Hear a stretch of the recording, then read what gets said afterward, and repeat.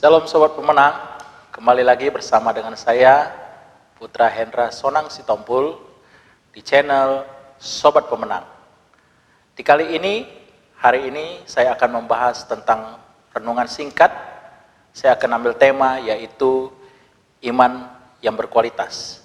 Tetapi buat Sobat Pemenang, lebih dulu jangan lupa di subscribe, like, dan klik tanda lonceng, lalu berikan tanda komentar Anda, sehingga Anda bisa menerima video-video dari saya. Baik, hari ini saya akan mengambil renungan, yaitu dengan tema iman yang berkualitas. Diambil dari Markus pasal 7, ayat 24 sampai ayat 30. Saya akan bacakan di sini. Dalam Markus pasal 7 ayat 24 sampai 30 dikatakan di sini, judul perikopnya yaitu perempuan Siro Fenisia yang percaya. Lalu Yesus berangkat dari situ dan pergi ke daerah Tirus. Ia masuk ke sebuah rumah dan tidak mau bahwa ada orang yang mengetahuinya, tetapi kedatangannya tidak dapat dirahasiakan. Malah seorang ibu yang anaknya perempuan kerasukan roh jahat segera mendengar tentang dia, lalu datang dan tersungkur di depan kakinya. Perempuan itu seorang Yunani, bangsa Siro Fenisia. Ia memohon kepada Yesus untuk mengusir setan itu dari anaknya. Lalu Yesus berkata kepadanya, biarlah anak-anak kenyang dahulu, sebab tidak patut mengambil roti yang disediakan bagi anak-anak dan melemparkannya kepada anjing.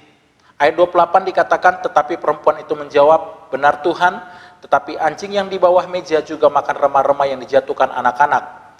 Maka kata Yesus kepada perempuan itu, karena kata-katamu itu, pergilah sekarang, sebab setan itu sudah keluar dari anakmu. Dan ayat terakhir 30 dikatakan, perempuan itu pulang ke rumahnya, lalu didapatinya anak itu berbaring di tempat tidur, sedang setan itu sudah keluar. Nah, dari ayat ini, Sobat Pemenang, bahwa dikatakan melalui peristiwa pertemuan Yesus dengan perempuan Siro, inilah dikatakan Markus menunjukkan kepada kita bahwa perempuan ini memiliki iman yang berkualitas. Nah, kita lihat di sini, apakah ciri iman yang berkualitas itu? Iman yang berkualitas dikatakan yang pertama, yaitu di dalam ayat yang ke-25. Ayat 25 dikatakan, malah seorang ibu yang anaknya perempuan kerasukan roh jahat segera mendengar tentang dia, lalu datang dan tersungkur di depan kakinya. Nah, iman yang pertama saya ambil di sini, ciri dari iman yang berkualitas, yaitu iman yang berkualitas adalah iman yang bertindak. Kedatangan Yesus di Tirus dalam perjalanan ke Fenisia dikatakan tidak bisa dirahasiakan lagi. Karena apa? Karena didengar oleh salah seorang perempuan dari Silo. Bagaimana caranya menakar apakah iman seseorang itu berkualitas atau tidak? Nah, untuk mengetahui itu semua dapat kita perhatikan, yaitu dari tindakannya. Seseorang yang memiliki iman yang berkualitas dinyatakan dari pikiran dan tindakannya selaras atau sesuai. Sobat Pemenang dikasih oleh Tuhan Yesus, bagaimana dengan kita? Apakah pikiran dan tindakan kita selaras atau tidak? Selaras atau sesuai? Kalau pikiran dan tindakan kita selaras dan sesuai, maka yakinlah iman kita pasti akan berkualitas. Kalau seseorang percaya kepada Yesus, maka seharusnya kita mencari Yesus dengan sungguh-sungguh. Yang kedua, ciri iman yang berkualitas yang kedua, dapat kita lihat di dalam ayat yang ke-26. Ayat 26 dikatakan di sini, perempuan itu seorang Yunani, bangsa Siro Fenisia. Ia memohon kepada Yesus untuk mengusir setan itu dari anaknya.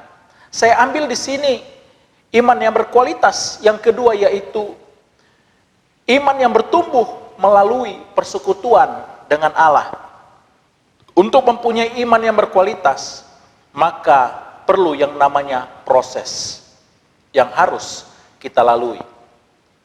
Sebagaimana seseorang yang bertumbuh dewasa harus melalui proses untuk dewasa, demikian juga iman yang berkualitas didapatkan melalui sebuah proses yang di dalamnya terbentuk dan bertumbuh karena adanya persekutuan dengan Allah.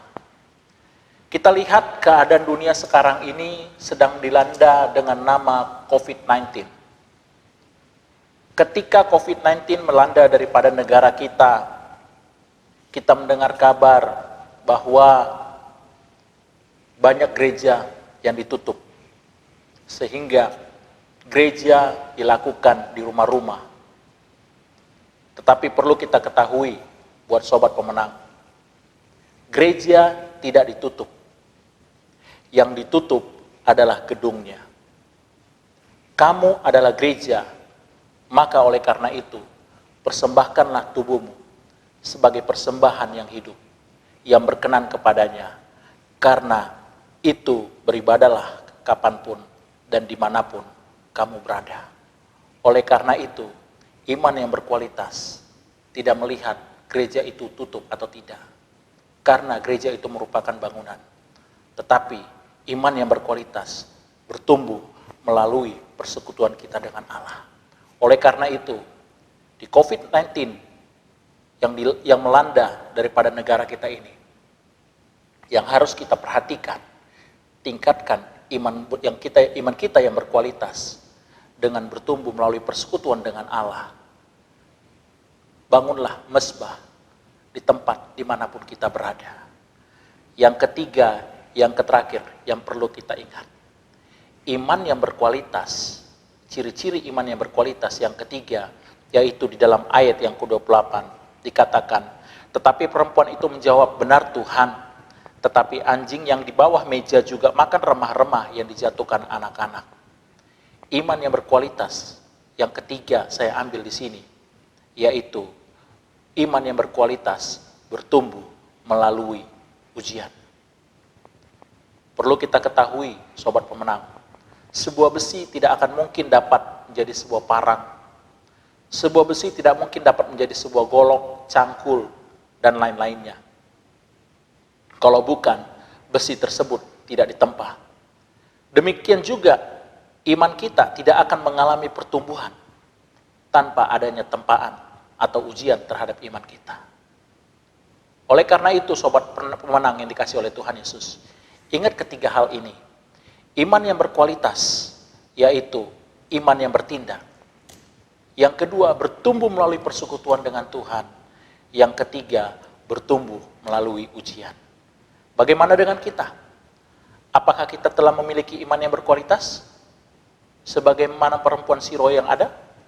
Kalau belum, mari kita terus mengupayakan supaya iman kita dapat bertumbuh dan berkualitas.